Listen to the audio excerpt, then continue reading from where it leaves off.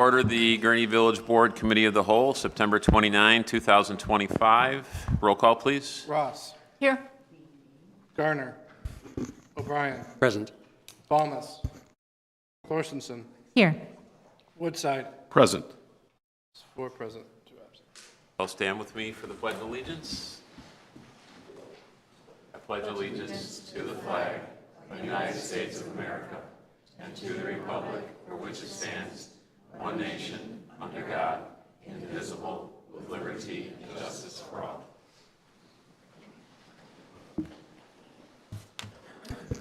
All right, we're dispensed with public comment to start. Go right on to the discussion items and really just thank you for coming tonight.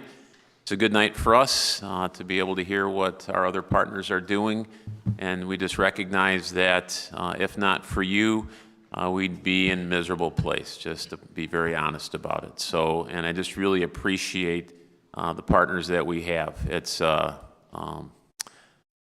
Gurnee is blessed, I would say. So I appreciate your providing some update for what your particular organization's up to.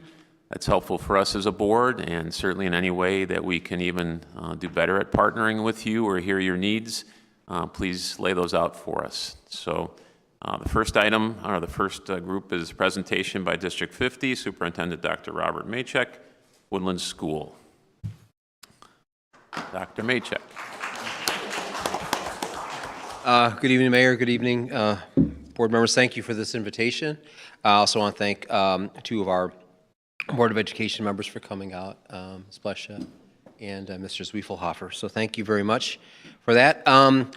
So I was told we're all trying to do like 5 to 7 minutes, so I set a timer, and I'll go very quickly. And I tried to think of what could I share that's new and different and exciting since last time I was before you. And there's really 2 things I want to focus on in the time that I have with you, and that is our family coordinator position, which is working to bring our kids back to school. I know it sounds like a distant memory by now, the pandemic, but we still have kids who, after the pandemic, when they were in 1st and 2nd grade, they're still not, we're still having trouble getting them back to school on any regular basis. So I want to talk about that a little bit. And then also our different community partnerships. And, Mayor, I want to echo your words back to you and just tell you how blessed we feel at Woodland to be part of this community and all the resources that the village provides, from our school resource officers to our safety training to the quick response of our fire and emergency folks, to our park district. It's awesome. To our township folks, Adam Krieger is amazing. And yes, this is an awesome place to work with children because of everybody in this room who's also, we're of one mind here, and let's help a kid if we can help a kid. And I love that about working here. So the slideshow is really something that we shared with our Board of Education, and so I'll stop on a couple, and thank you, Pat, for flipping through. I just want to, the first slide, it always struck me when Brooke Hegstrom was putting this together, and I didn't know what about that first slide was something for me, but it's got kind of a magical mystery tour feel to it. So I love the our Wiley with the mask on and all the stars and everything. This slide here, and really the focus on our community, this is really emblematic of our community work, and that is, these are pictures from our July event that Ryan Livergood invited us to, the back to school event at the library back in July. And I am with our new family coordinators. And so Tia Martinez, who is our new director of innovation on the left, and then Maria Christophoratos, who was a special education paraprofessional at our middle school, and then Gabriela Navarro Diaz, who worked in our language acquisition department, and then Rihanna Feel, who is new to us this year and came from Head Start. And so they all have a background and a pedigree of already working with families and having a network of resources designed specifically to help kids who are not in school get back to school. Thank you very much. This one was our, so just Ribfest and Gurnee days. You can flip through. The next slide, and again, because we showed our family coordinators were at this event again, and this was just the new Safety Stars and Dilly Bars event is awesome, and I had grown immensely from the first year, and I know there was live music this time, and you had to move to a different spot, which is awesome. But in this photo, I know it's a little bit tough to see, in addition to the folks I mentioned before, Kristen Carruthers and LaVonna Garner, who have this role at our primary building, were also present. And they've done such an amazing job of connecting our new parents to Woodland, our kindergarten and early childhood parents, to all the resources that the village has to offer and that the township has to offer for parents in supporting their kids coming to school for the first time. We try to replicate that role, and which is why I went to the board requesting these positions at our elementary, intermediate, and middle school, and gratefully they agreed. The next slide is just a collage of some of the different back-to-school events that we had at each of our schools. Does some kind of a popsicles with the principals, or a back-to-school type thing for kids and families to get to meet the principals and some of their teachers before the first day of school. And this was from our Institute Day. We had a whole week. We had a week and a half of onboarding our new staff. With curriculum work, and also every new employee to the district as part of our strategic plan participates in courageous conversations, so equity training, and as of the end of August, we had trained more than 25% of the current staff at Woodland has gone through this training. And it's made a huge difference, although I don't have a slide for it, thank you. What this has done in terms of our equity work and being culturally responsive to the needs of the kids who are coming from homes where more than 40 languages besides English are being spoken, we've reduced the number of referrals and suspensions for our minority students by 5%. Our goal was 5% by putting all these things in our strategic plan, and last year we reduced those suspensions by almost 10%. So what we're doing is working. We've got universally high expectations for all kids. We're consistent, which is something that wasn't always happening, and so there's some non-negotiables. That if things happen during the school day, students go home and we talk to mom and dad, and it's made for a safer environment, it's made for a more structured environment, and it's made for an environment in all 4 of our schools where all of us are on the same page that this is a place for teaching and learning, and that we don't have time for some of the other nonsense that goes on. Which has been wonderful. This is just a picture of our Board of Education. We have 4 new board members as of the April election, so very much appreciate their support, and it's been awesome bringing our new folks along, sharing the history of not only Woodland, but also talking to them about how things got to be that way, and in doing so, we've kind of learned ways that we could maybe do some things better, so it's been very helpful. There's our awesome, there's Officer Gullifer and Officer Hanson, our amazing SROs. Thank you very much for that.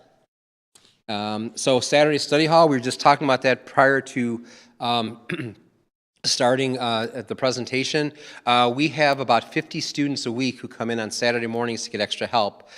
We have teachers of every grade level from K up through 8 at our intermediate building, where kids can get additional help for an entire morning. It's a great deal. It doesn't cost our families anything. It's something that the board allows us to do, and it's been amazing. And I am out of time. So a big finish.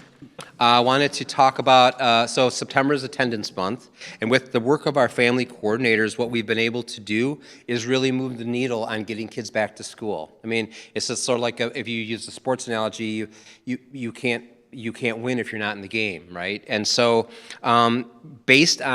so we've had 20 school days in the month of September.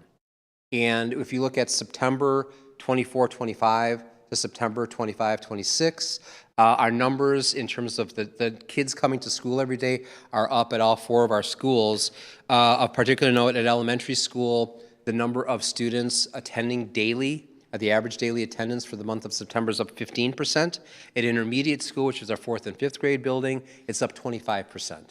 So what we're doing is working. I'm grateful to the board for allowing us to put the resources in place that we need. And I'm so grateful to the Park District to the township, to the village, for all the resources that you provide and all the different connections that we are making. I was grateful to meet with Mike from the Park District and Ryan from the library prior to the start of the school year to talk about different projects we might work on together, different connections we could make. So thank you for all of your support, and thanks for the opportunity to talk to you a little bit about Woodland tonight. Thanks, Bob. I appreciate it.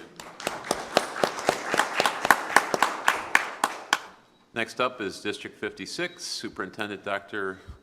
Luis Correa. Thank you. Thank you so much, Board of Trustees. Thank you so much for having me tonight. And I do want to emphasize what Bob Machek said about the collaboration between the village and other districts. You know, one of the things that I really appreciate about being in this community is the intentional collaboration that we've had amongst the three districts, meaning Woodland, ourselves, and Warren. So in trying to serve the entire community, we come together more often than not anymore and really, you know, trying to get our services in line with that. So I really appreciate that. So then, yeah, last time I was here was in May of 2020. The years kind of, you know, passed me, but May of 2024, I believe, or 3. So Colleen Packett, the former superintendent in 56, was introducing me to the village while she gave the updates. So a lot of new faces back then, but a lot of familiar faces now. So it's we've been busy ever since, and it's been great to be really leading the district in a good way. So our district serves about 1,921 students amongst 4 schools. Some of you might have attended these schools when you were going through the school system, but we still continue. Our demographics have not changed much in the last few years. We do see a steady increase in our Hispanic Latino population. And then the diversity really is the strength of our district throughout. Our demographics also include the free and reduced lunch population, which is 55% of our entire district. You know, that is a shift that we've seen along the years more rapidly grow in the last 3 to 4 years. And then our students with EL services needs are 23%, almost 24% across the district. So those are students that require additional support to learn English along the way. We continue to guide our work based on the strategic plan, which are all those values. And today, really, there are 2 approaches that we've taken to improving not only the capital improvements that we've seen in our district, but if you recall, a few years ago, the parking lots at Spalding and Viking were a little bit in desperate need of some work. We alleviated the traffic situation at Spalding and Belle Plaine, so I hope the village doesn't get any more complaints once school starts, you know, through the year, because we designed it with the purpose of alleviating the traffic in the morning at a dismissal. We got new floors, roofs, and HVAC systems in buildings. Those are 25-year-old buildings that we have, and they're needed the much desperate work for improving the facilities. And then we added flexible seating and furniture for middle school students. So as you know, kids get a little, squirmy at times, and having flexible furniture really helps with that. We updated our safety protocols, so upgraded security cameras, 3-point entry systems at all schools, made a lot of really good upgrades to how we look at safety overall in the district. And we continue to have strong partnerships with local emergency response agencies in Gurnee and Lake County. So we're really grateful for the partnership that we have with the Gurnee Police Department and the Lake County Sheriff's Office. This year, actually, we implemented SRP, which stands for Standard Response Protocol, which is a new way of looking at how we respond in any emergency, right? This response system is based on the I Love You Guys Foundation, which is really a nationwide organization that is dedicated to providing districts with resources that are free to improve their safety measures and responses across the board. So we're really happy that we transitioned this into SRP, and this is the first year that we're implementing that. So as we're training, as we're doing our drills for safety, We are getting used to the language, and our staff has been trained. Our students are being trained also through the drills, but we couldn't have done this without the support of local law enforcement because they've been with us along the way, every step along the way. It's important for them to know the language, for us to have the common language, so when they respond to an emergency at any of the buildings, they know exactly where we are with each of these steps. Then, this is the fun part, and this is what really gets me excited about the work that I do. So our Portrait of a Graduate continues to be an implementation stage. So the Portrait of a Graduate is really a series of competencies that were determined by the community a few years ago to make sure that we have students walk away with these competencies, skills, and attributes by the time they leave District 56. And instead of me telling you what the portrait is, I have a short video that we're going to play that's going to talk about what the Portrait of a Graduate is.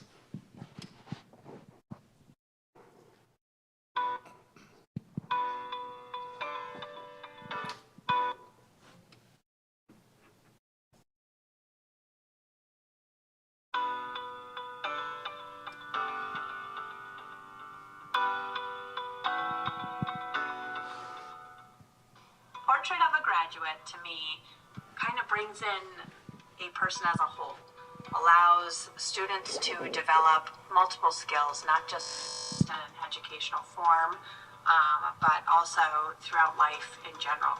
We're not only teaching them, the basic core values of education, but trying to teach them to be human beings in the world and to be a good citizen. And I think our Portrait of a Graduate kind of synchronizes all those deep skills and values all in one.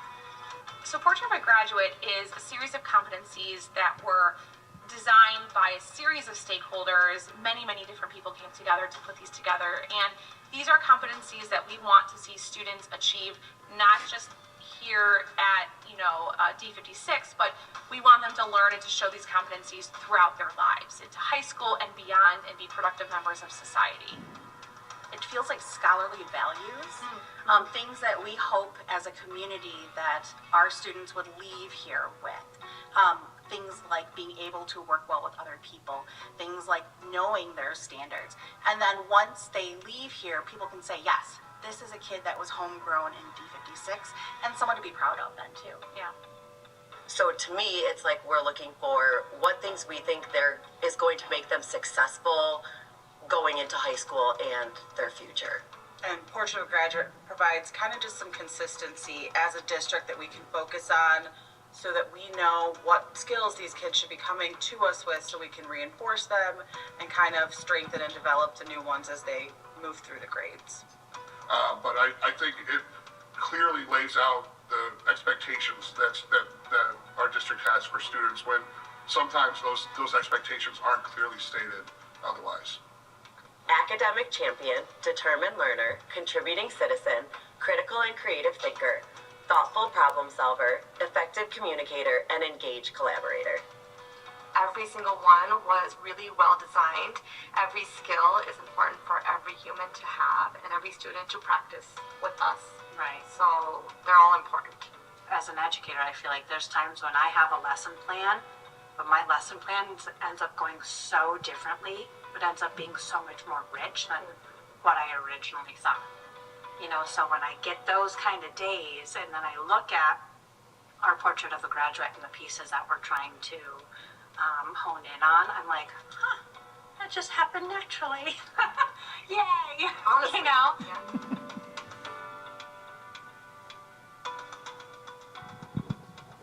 All right, so coming soon, as it says, how do we apply those skills into class? And that's the next step in our implementation journey for the portrait. So we set the vision, we are shifting some practices that we do in the classroom, but up next, we're gonna be developing a learning framework that is really connects the Portrait of a Graduate to what happens on a day-to-day basis in the classroom, right? So how do we want those skills to be acquired by students? It's an important part of our job. How do we align the curriculum, instruction? How do we do expectations with students so they have the time to really not just acquire those practices or those competencies, but also be able to practice them, right? So by the time they walk away from our district, they're able to really show us that they have those competencies with them. So that is the next part for that journey. We also like to celebrate our diversity in our district. So every year we have 4 community events. The Hispanic Heritage Celebration is coming up in October. We have Black History Month celebration, a Maker Fair, which is more a theme-based event for the community. And then we have our Asian Pacific Islander Desi American celebration in May. Coming up next, please mark your calendars. That is next week. We're going to be celebrating our Hispanic Heritage Celebration in Prairie Trail School on October 9th at 5:30 to 7:30. And really, it is a great event for the community to come together and celebrate our diversity. These events are really packed with people. We've hosted them at different buildings throughout the last 3 years. So we're really happy to see the turnout that we get in these events and bring the community together. So I appreciate your time, and please feel free to reach out if you have any questions, okay? Thank you. Thanks, Luis.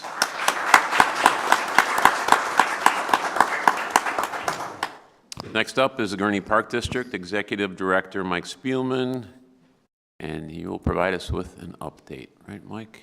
Thank you very much, and thank you all. Thank you for the invitation. I'm very excited to talk about the Gurnee Park District and how we're enriching the Gurnee community through fun and nature. So the Gurnee Park District, just a couple by the numbers, if you will. We have a 5-member board and a 5-member administration team. Some of the administration team has joined me tonight. Craig Owens, Jennifer Gilbert, Samitra Patharazu is here with me tonight.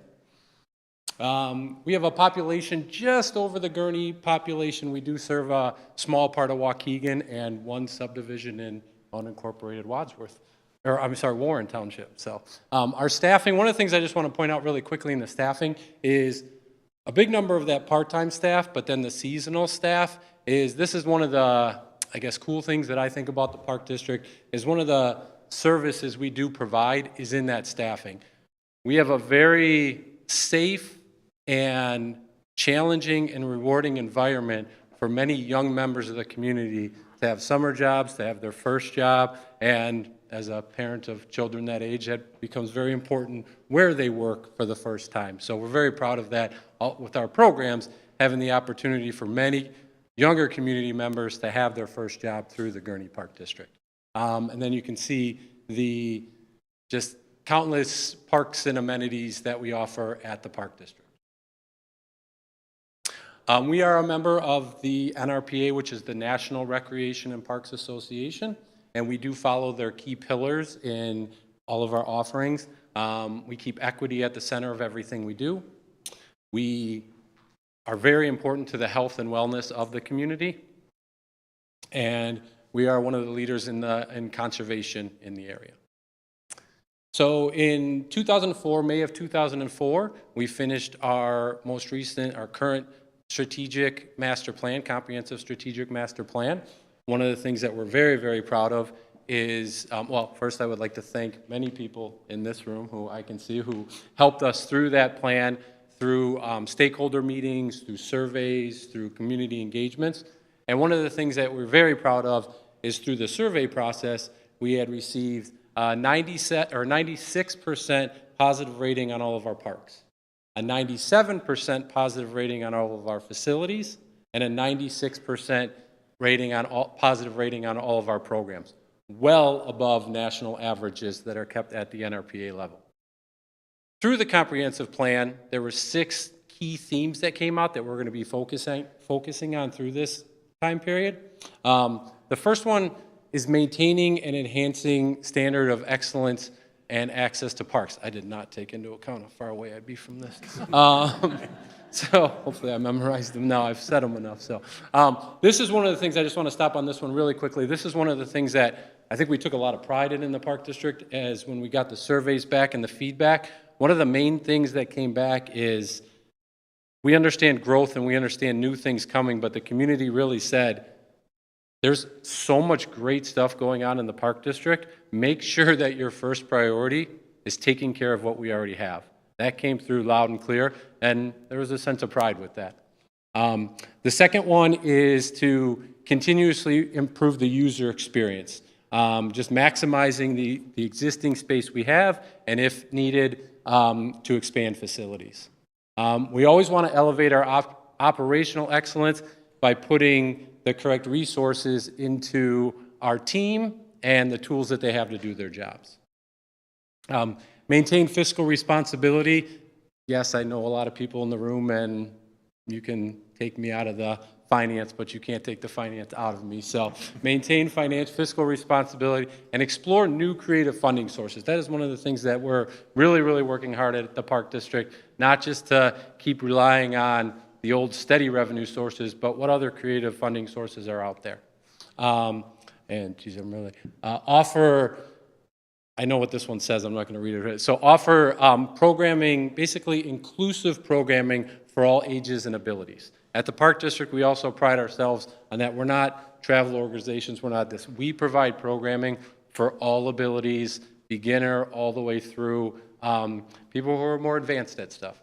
And the last thing, as my counterparts talked about, just the diversity in Gurnee, which makes it such a wonderful community, making sure that our outreach in our community is reaching everybody in Gurnee. Once again, talking about numbers. So we did see just under 56,000 visits at the Aquatic Center this year, so we're very, very proud of that. We have over 5,500 active members, fitness members now. We have, now onto the cute stuff, we have 130 of the cutest preschoolers that you'll ever see. One of the preschools is in the building that I work, so it's really cool. We had 925 campers with us this summer. We have 293 before and after school children with us, and then just the amazing usage that our parks get throughout the community. It's just good to see because we put a lot of time, money, and effort into the parks, and to see how heavily used they are, it's just very rewarding. One of the things that we're very proud of at the Park District is our largest revenue source is actually the fees for services. Taxes is our second largest revenue source. And when it says fees for services, that's the finance accounting way to say your program registrations, your season passes, daily visits to the Aquatic Center, fitness memberships. Capital projects. We have a lot of wonderful assets that we keep up and that we have in the village. And a couple exciting ones that have just happened and some that are coming up. So at the Hunt Club Park Community Center, the playground, which is mainly used by our preschool and care programs, that just got a total overhaul. One of the cool things that we did there, adding a lot of shade and so forth, but we were able to, with the space there, we have a concrete pathway, if you will, that runs the outside of it, and they use that for safety training for tricycles and bicycles and stuff like that. So that was pretty neat addition to the playground there. Fit Nation, it's not the most exciting thing in the world, but it was extremely appreciated by the members. The parking lot got a full redone. It was very, very neat and, like I said, very appreciated. We were able to purchase the Marcus property, which is, I guess the way you think about it, just in front of our Hunt Club property. Coming up, a couple things that are coming up, the Hunt Club Park neighborhood playground, which is on the west side of Hunt Club, and it is one of our most highly used neighborhood playgrounds because of the fact of its location at Hunt Club, and all of the care and campers are able to use that park, and then with soccer practice, and everybody just goes to that playground afterwards. When it is finished, it will be the largest playground footprint that we have in our playgrounds, and it'll be the first playground with a zip line in it. So anybody who wants to come try out the zip line, come to the Hunt Club Neighborhood Park. And then Vicky Paddock Park, the pathways, all the asphalt pathways, which is a big pathway system through that park, they're all getting redone. It is very heavily used pathway system in any of our parks. And the Hunt Club Park Community Playground, the Hunt Club Park Neighborhood Playground, and Vicky Paddock Pathway or Park Pathways, those are all being paid for through grants. As everybody talked about, we are very grateful. We are always very excited about the collaboration that we have with all the partners in the room. Just naming a few in here, Summer Concert Series, we have been able to partner with the village where they've provided some funding, where we've been able to not only expand and offer more concerts, but have some resources to get some bigger bands and so forth. So we're very appreciative of that. The get-together on the east side, I think this is the second year that it's been done, and we just get very, very lucky with the weather. It was a beautiful day out there just a couple weeks ago at Christine Thompson Park, live music, food truck, and just activities, really, really great. One of the really, really cool things, if you haven't been to it, is the trainings in the park. This has just evolved over the last few years, where I know our police and fire in the village, there's required trainings that they have to do. So, like I said, a few years back, the collaboration came where, okay, let's do the trainings in the park so we can have the police and fire show the community about these trainings, about what they do, and it's in a park setting. A lot of people come out. We strategically try to offer the parks where we might have soccer practice going on or this or that, so when people come out of practice, they're there. They are well attended. Everybody just has a really, really good time. They're really, really cool. Bonfire and Brews, really great collaboration. We have 2 of those each year, one in the spring, which is at Viking Park, which is our facility, and then we have one in the fall, which is at Bittersweet Golf Course, which is the village, but either place, we collaborate and we do that event together. And then last but obviously certainly not least, Gurnee Days, which we had a new level of collaboration, which I think a lot of people in the room again, with the dunk tank. So a whole new level of collaboration. And then I just want to end with a kind of a current initiative that we have going on. As Bob had mentioned, we had met before the school year, and we had met with Luis as well, and just talking about our programming for the school-age children. One of the things that we're looking into is when I was talking about creative funding, how can we get some funds to increase our scholarships? When I started at the Park District in 2010, and ever since I've been there, we have had $40,000 that we put into our operating budget for scholarships. Until the last couple years, that money was used. We might have a couple dollars left in that in that scholarship fund. In the last couple years, that money has run out before all scholarship applications have even been awarded. We do see that most of the scholarship applications are for camp during the summer and before and after school care. So not just recreational programming, but needed programming for families. But with that said, we have a strong belief, obviously working at the Park District, that recreation itself should be available to all. Not just required programs, but swim lessons, basketball, all should be able to enjoy in the wonderful things we have. So one of the things that we're working on, and we'd love to collaborate with, is how to increase some funding for that scholarship. And then, excuse me, as I was talking about our collaboration with the school districts, one of the things that we found was that through our wonderful programming, and there are people in our community that want to partake in our programs, can't get to us. Can't come to where we have, can't get to the community center, can't get to a park. So transportation is a big need, where if we could just get some of the children to us, they would love to participate. So like I said, haven't come up with the grand solutions to either of these 2 yet. We'd love to collaborate with other partners, but there are 2 initiatives that we're working on. And with that, I'd just like to say thank you again for your time, and we look forward to working together in the future.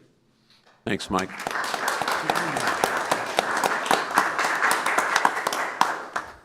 Number 4, presentation by Warren Newport Public Library Executive Director Ryan Livergood, providing us with an update.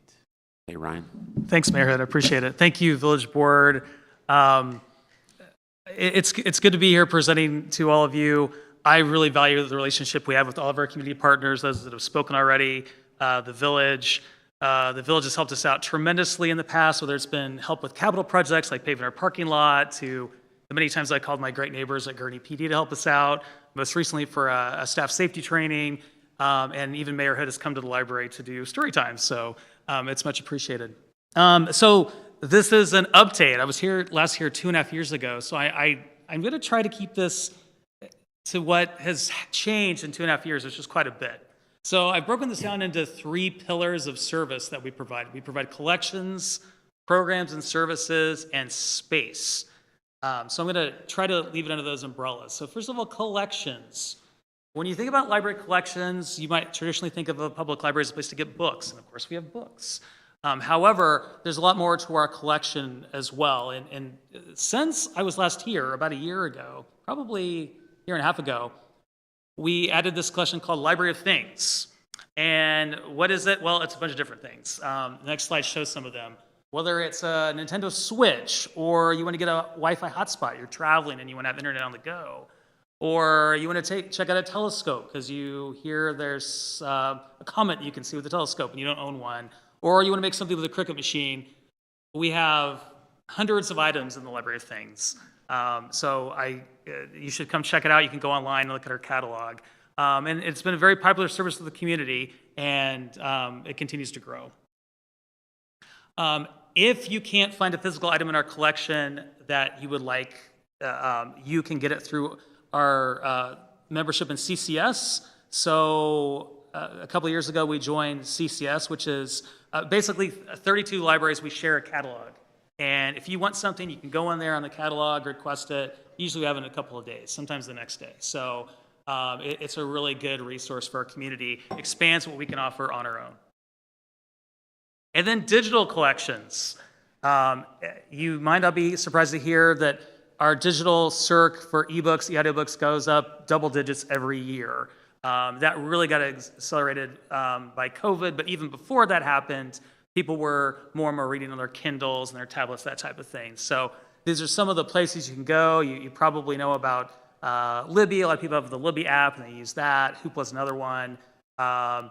These other services, Canopy, you can stream foreign films, some children's shows, and Press Reader. I think we have over 100 countries represented in a variety of foreign languages. So when I hear the schools talk about the 40 different languages spoken, if your parents want to read a newspaper from their home country in a different language, probably available through Press Reader. We have a couple of new additions to our digital collections. I always like to remind people, if you have, I think you should subscribe to the local paper, by the way. But if you're not, or you're subscribed to one, not the other, want to read a story, you can get it with your library card. You can find a digital version of that. Recently, we added access to the New York Times and the Washington Post, so a lot of people are happy about that. And with the New York Times subscription, it includes the puzzles, the athletic, if you're into sports, that type of thing. And then there are a couple other ones. I implore you to see what is available with your library card, because you have access to a lot of digital collections. Some of the ones I thought you might be most interested in, Ancestry.com, that one you have to come to the library to use, but things like Consumer Reports, things like Udemy. We have about 4 different subscription services if you want to learn a skill, whether you want to learn how to do social media or how to do video editing. Udemy is one of the sources you can use. And otherwise, you have to pay for that. You've probably seen it advertised for subscription, but you can get it for free with your library card. And it so happens that September is Library Card Sign-Up Month. If you have no interest in coming to the library, and you should have an interest, I'm going to show you why in a few minutes, but if you just use online resources, you can just go online, and if you're within the library district, which is Warren Township and most of Newport Township, you can get a library card online and get access to these online resources tonight if you go home and do it. So that's an overview of collections. Now I'm going to talk a little bit about programs and services and try to focus on the ones that are new since I was last here 2.5 years ago. Of course, this is a new story times. I just wanted to go through a couple that you're probably familiar with, because I think people know that all libraries do story times, whether it's in the library, whether it's out in the parks, like with the Park District. That's important because all the educators in the room will let you know that it's important for children to get those early literacy skills they need in life to be successful. If you get those skills before you even enter school, going into kindergarten, your odds of success in life are much higher, especially with your educational endeavors. I think people know also a lot about our book discussion groups, and we have all kinds of them. So that's another program that we do, a lot of different kinds of those that we offer. Technology. A lot of you probably know that this is nothing new for the library, that we help bridge the digital divide. People come to the library every day that don't have computers at home and internet, and they come and use our computers. Or maybe they have got a computer of their own, but they come to the library to use it. Something new that we started is something called Tutor Time, And this is for people in the community to book an hour with our staff to help them one-on-one. Because one of the things we've found over the years is that people have very different needs when it comes to technology.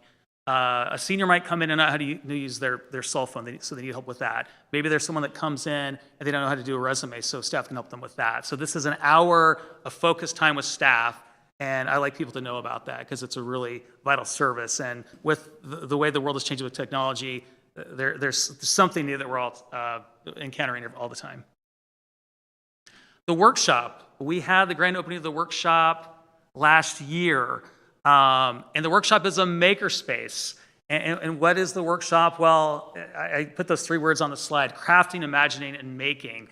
Whether it be a Cricut machine or a 3D printer, it's a place to go in and work with staff and work on creative projects. And you can kind of see samples of this on the slide. I had a patron that came in the other day, and they made custom designed birthday cards for their 2-year-old's birthday party that turned out phenomenal. So really, your imagination is the limit when it comes to the workshop. And the last program and service I want to mention, this slide just represents all of the collaboration we do with our partners, whether it's partners in the room or a partner like Keeping Families Covered. If you're not familiar with Keeping Families Covered, it's a local nonprofit, and they do diaper dispensary, period products, different things that families need. And each month, Keeping Families Covered, they come to the library and they distribute. And that's just one of many examples of one of the programs we offer in partnership with a community partner. Bob, on his slide, had the Back to School event, and that's a partnership with the local schools. Brushwood Center provides backpacks and back to school supplies for that. So really, a lot of the programs we do rely on community partners to get done. And finally, space. And the big thing with space is our library reimagined. So we have started a process to redo or renovate a lot of our space. So most of the space in the library, specifically the youth space, but also the adult space as well. Some of these plans go back to 2019 that we ran out of time to do because we were planning and then we know what happened. So we had a part of our standards of Illinois Public Libraries is to evaluate our space. We had a space editor came in and gave us some feedback, observed for 2 days how our patrons are using the space, and really gave us a lot of feedback on things we could implement. And some of those things we've implemented today. So we did remove some of our collection in the front of the library to create cafe seating. So there was a place to sit when patrons came into the library. We have these cool pillar booths. One of the things that we heard was that we have these study rooms, which are great, but usually it was only 1 or 2 people in the study room, so we needed more space for individuals. So these are phone booths, and they're almost soundproof, and if you want to come in for a Zoom meeting or work call, they're great. And new shelving for our collections, because it turns out that people do judge a book by its cover, and when people see the cover, they're more likely to take it at home. So you'll see more of this. I'm just going to show a couple of slides because I think I'm almost out of time. This is a rendering of what the adult space is going to look like, and this project's going to happen the spring of 2026. We're hoping it's done by summer reading. So you can see some new furniture for adults. It's going to be a better experience by the windows. We have a beautiful view of Oak Lane Road, so you can see a little bit there from this slide. And then the youth space, I'm really excited about this because what is now Coco's Cove, where a lot of our picture books are, we're pulling that collection out to the point of the library, and Coco's Cove is going to be a dedicated interactive space for kids. And that's something we really need more of now, because if you've been to the library recently, our interactive space is pretty small, so it's going to get expanded. And this slide kind of shows a couple of really early versions of what that's going to look like. One of the things I love about this is going into Coco's Cove, there's going to be a little like cave for the kids to go in. People told us with the storytime room, before my time, there used to be a little door. The kids would go in for story times, and people really miss that. So we're going to bring that back with that entrance. So I'm really excited about that. And the last thing I'm going to mention is we are working on our strategic planning process now. In fact, next week, we're doing a series of meetings with stakeholders, and a lot of people in the room will be at those, and thank you for your help with that. And with that, that's what's changed at the library in 2.5 years. So thank you for your time. I appreciate it. Thanks, Ryan.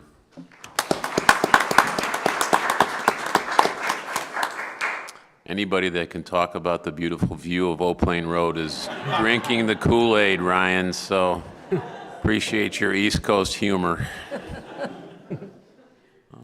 Last but not least, Warren Township Supervisor Elmer Fallis will tell us about Warren Township update. Thank you so much for the invitation. November 6th, we turn 176 years old. Quite a long time in one place. I really want to stress and have Adam and Jamal talk real quick in my place about something I think is very, very important. Our teens, children, are a big thing right now. There's a lot of things going on. So Adam can have a quick couple minutes, Jamal a couple minutes. I'll clean up with Becky's 5-page letter. We all know Becky.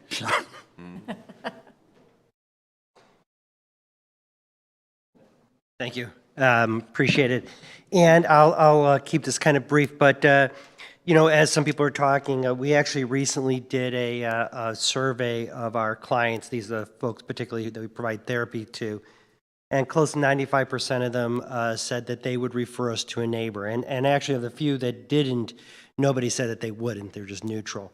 And I think that the thing we've really strived for, and I'm just going to talk more about the counseling service, parent education, and the work with the schools.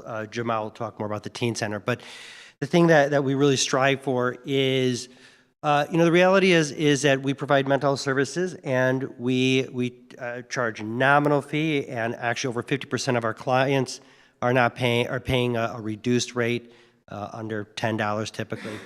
And we want this to feel like world-class service, no matter what they're coming in paying. We want them to be treated, and so we've really tried to create a beautiful, welcoming space. And if you haven't been by there, it's really a gorgeous building with a beautiful atrium that enters into the counseling center. Back in the 70s, when youth services started, it's hard to believe, but Gurnee was a little out of control with youth that were kind of out of control, and lots of kids winding up in the child protective system. And so very wisely, they established a youth and family services, and that was how we really started. We just celebrated our 50th anniversary last year, and we currently have expanded the range that we serve. We serve birth to 17 and then young adults 18 to 25. Like I said, we charge a nominal fee. It's $15 a session for the counseling services, but like I said, 50% of our clients have a reduced fee. We take a family approach. What we mean by that is we always say to parents, this isn't like a broken car. Don't just leave it at our office thinking we're going to fix it. We really encourage parents to be fully engaged and involved. We have 5 full-time therapists. We are very proud of the fact that of our 5 full-time therapists, 3 are bilingual. We saw this issue, the shift in demographics going back 15, 18, 20 years ago, and we've been very committed. My office manager is bilingual, so we're really equipped to provide services. We also have 2 part-time staff as well as 2 interns. Our big focus is on accessibility, reducing barriers to all services that we provide. We do a lot of going out in the community. We go out to the schools, and I'll say a little more in a moment about our partnerships. In fact, most of the referral, a large percent, about 67% of our clients come to us because of some kind of school-based referral or recommendation by a neighbor. Since the beginning of this fiscal year, we've served over 200 families and somewhere around 2,400 sessions, and we do sadly have a wait list, but we're working it down. We did a recent survey to kind of identify what are the primary symptoms we're seeing, and I'm sure of no surprise, anxiety, depression, ADHD issues, and then relational problems between parents and children. Those are the primary reasons why people come for services. We are also very active in the prevention area. We go into the schools. We do mental health education in the schools. I actually would love to really expand what we do in that area. It's very rewarding. We host a QPR, which is a model to reduce suicide. We also, even just this past Friday, we hosted Mental Health First Aid for Youth, which is a program designed to educate adults on how to identify mental health issues in youth and how to support them. We also provide a whole bunch of different groups, from equestrian therapy to social skills development. We just started our anxiety group a week ago, and that continues to be very popular and well utilized. We also do parenting groups in both English and Spanish. We currently just finished up a Spanish-speaking parenting group. We're about to start another one on parent-child relationships. We are extremely committed to our partnerships. We have great partnerships with the library, Park District, of course, with the Village. One of the partnerships we're most proud of course, is working with Districts 50, 56, and 121. And it's not an accident. We believe in those partnerships above all because you've got to have, if you're going to run a youth and family services, you've got to have a working relationship with the schools. That means you go into the schools, you can call up school staff, find out what's going on, get support them so they support us. And in fact, this past year with the high school, we are on site every week providing a suspension alternative program. So we're doing that over at the high school at both campuses.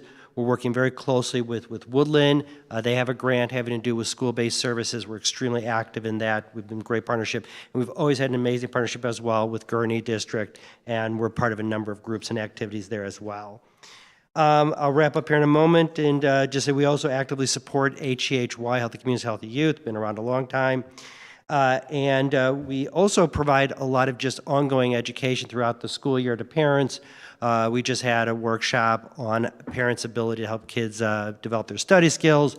We'll be doing a couple more workshops coming up on other parenting issues having to do with early childhood. And 2 to 3 times a year, we also are very honored to provide professional trainings. This Friday, actually, Dr. Yoakum is going to be coming in and talking about school avoidance, which, as it was mentioned, I don't remember, I think Woodland mentioned, it's still an ongoing challenge. And so we're going to get an update on the current technology thinking and strategies to deal with school avoidance. Finally, I will ask for help with something. We are, back in 2010, 11, 12, we had an extremely active site-based mentoring program at the Teen Center. After the kids left for the regular Teen Center, we had our mentoring program working with Big Brothers Big Sisters. We have been trying earnestly to get that back up and running, but we are struggling to get enough mentors. It is sadly harder to get mentors today than I think it was in the past. Everybody's very busy, stretched thin. So if anybody has any thoughts or ideas, please contact me as to groups we might get in front of to try to help us find some mentors. But I really think for this community, having a site-based mentoring program would be great for anywhere from 20 to 40 youths that we could serve. So with that, thank you very much. Thanks, yeah.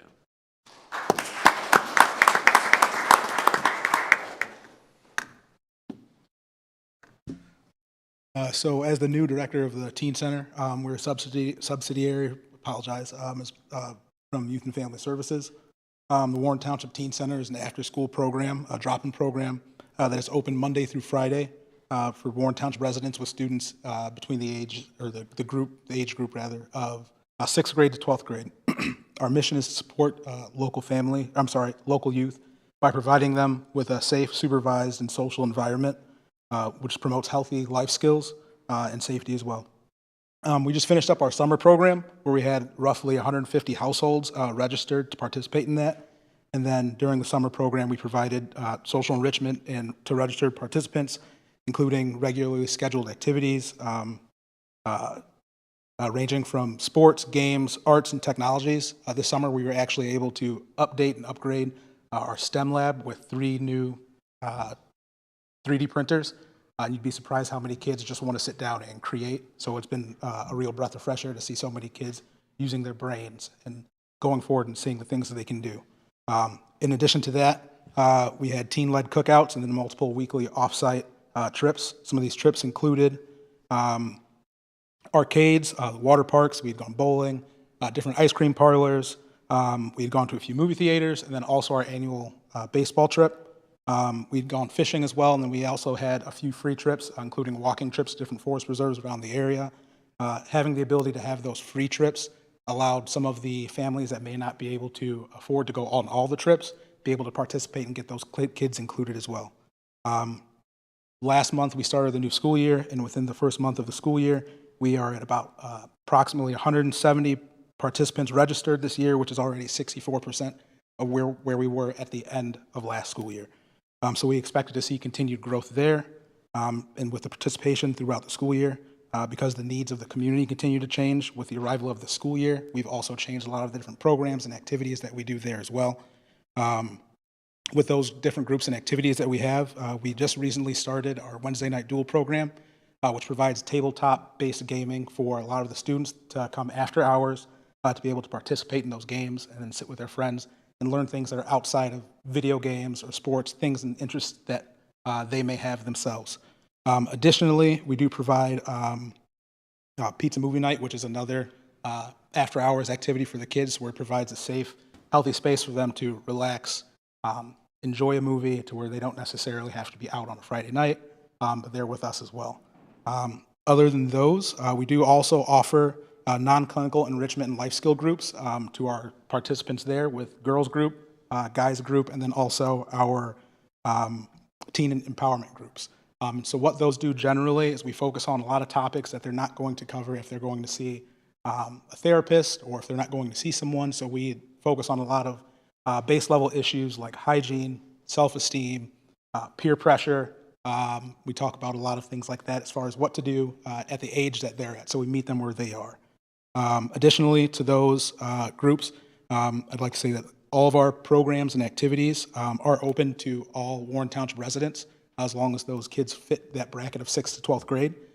With a lot of the high schoolers that we get from Warren Township, the high school, they are previous participants of our program, and what they do is they come in as volunteers as well, so they have the opportunity to give back and have the opportunity to affect those kids that they were once in their shoes.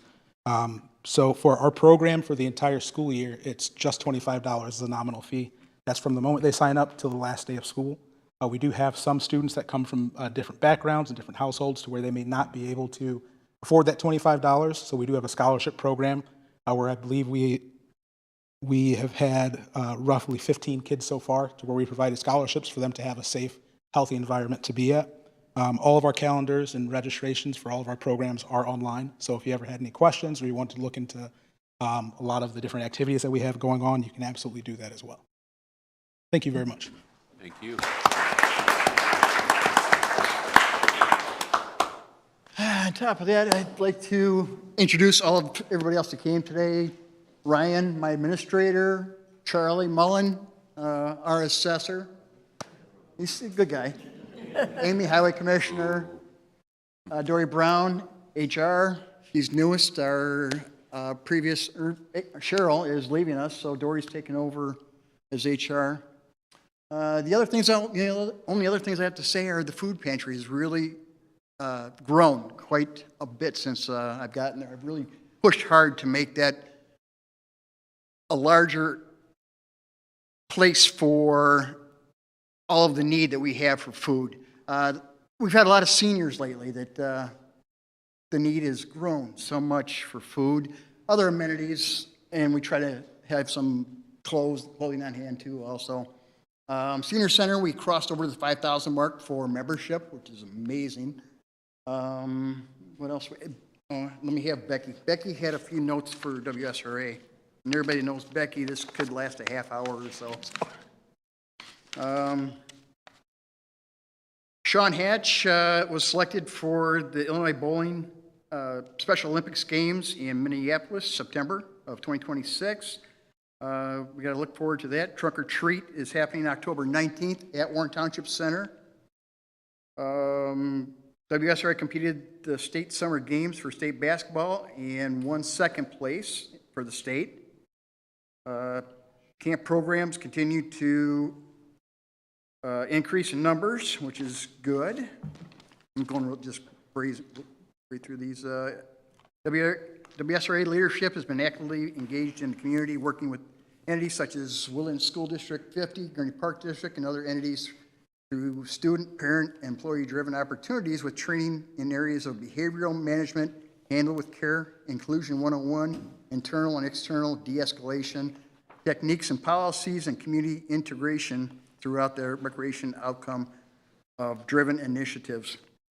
Special Rec has a lot going on our campus and off our campus. We have a separate building here in town over on Greenleaf that most of the activities happen, but we also have purchased 2 buses for them to move back and forth so they have the amenity of the playground and the ball fields and what have you. So it's a great partnership we have with Gurnee Park. They were actually there today using the facility there, and one of our vans broke down there. So it's spent a night there. Thank you, gentlemen, for that. But all the work we do with everybody, we greatly appreciate and are here to help you or assist you with anything else that is needed.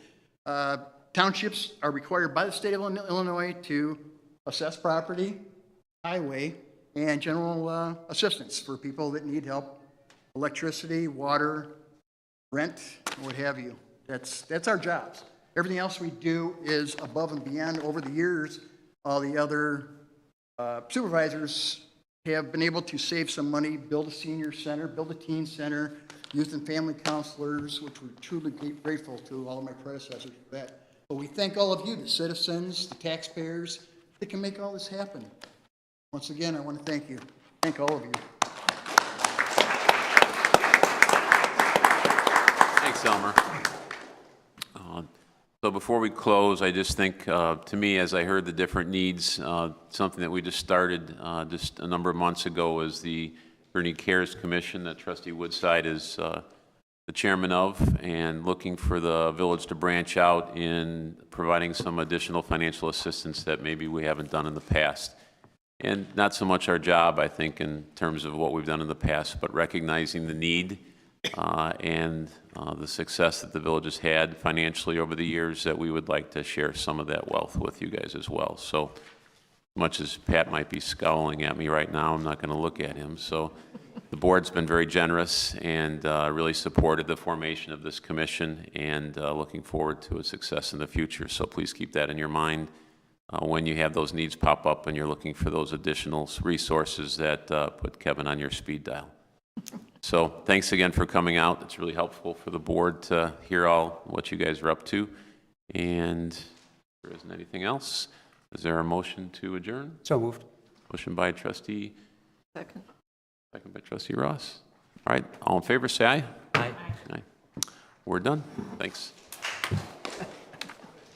Nobody knows what to do when Jeannie's not here.